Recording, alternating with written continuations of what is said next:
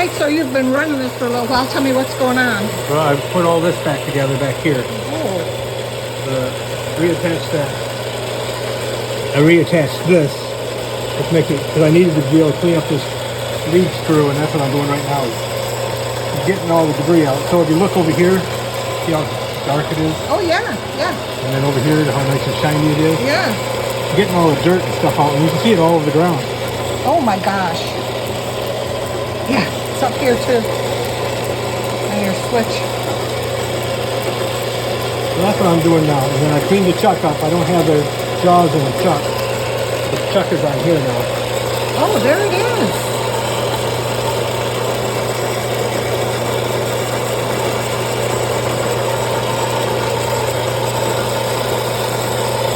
So I gotta go all the way down the screw, removing all the debris. There's the handle closed. Or the cover, I'm sorry, it's not a handle, it's a cover.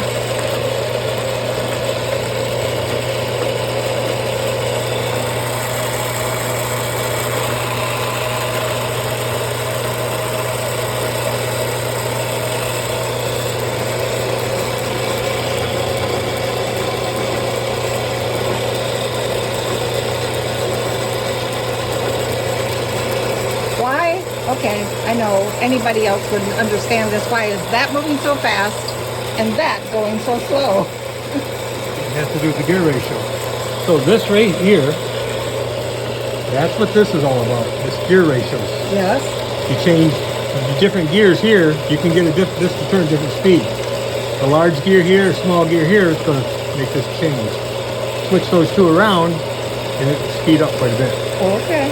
And that's what this is all about right here. But you want it to go slow right now so you can clean it. Yeah, well, I gotta be able to hold on to it.